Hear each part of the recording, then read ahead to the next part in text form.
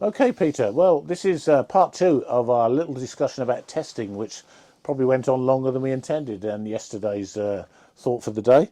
I just want to come back to it though, because talking about God testing us in a way, just like in a way we got that expression that was when Jesus was in the wilderness that he says, "Do not do not put the Lord your God to the test." But in a way, we are being tested. Life is often a struggle, and how we respond to it is difficult.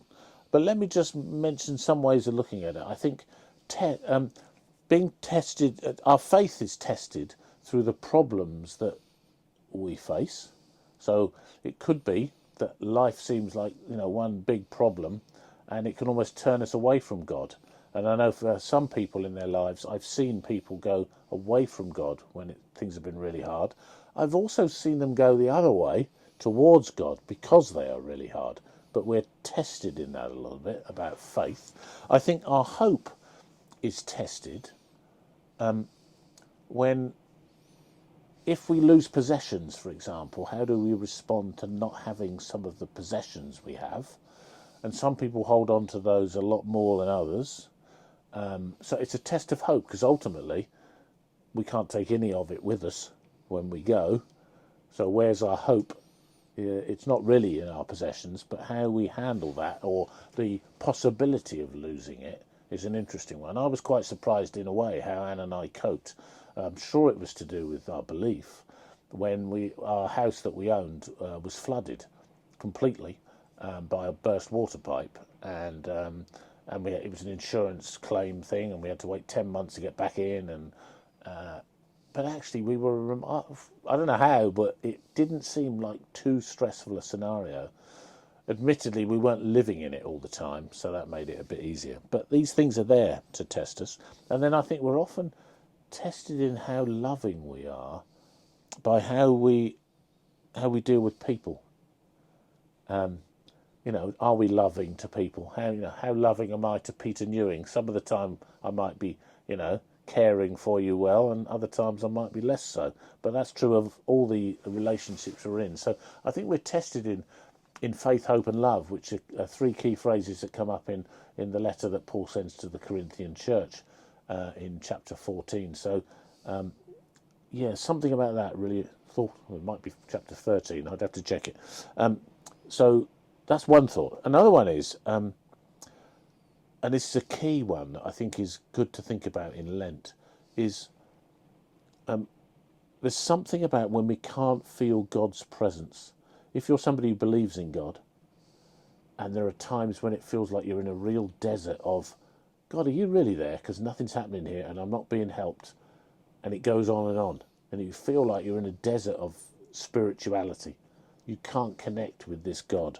And I think we need to know that there are times when that happens.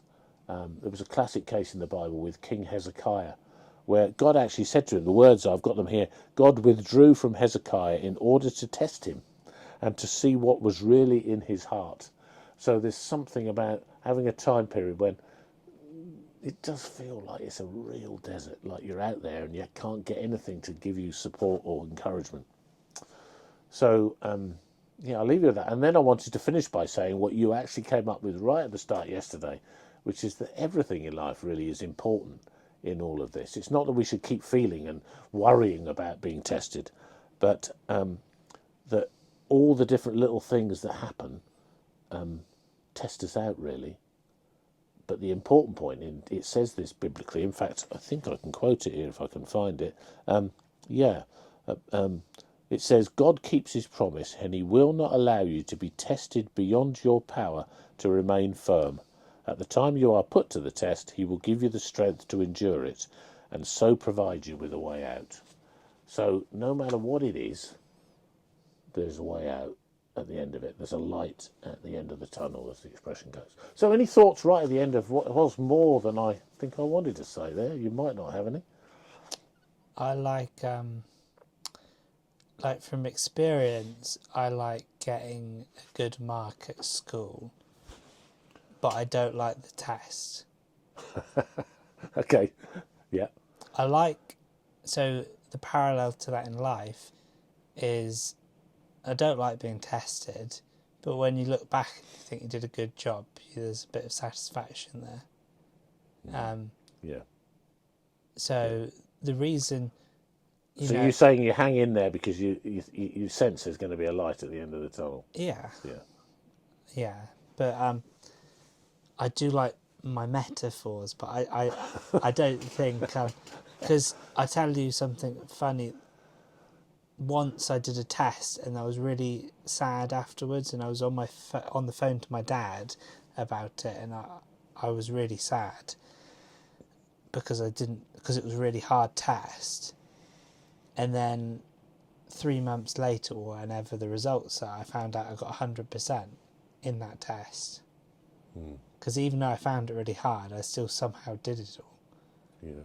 So I think I don't like tests, but I like getting them right. Okay. That's my thing.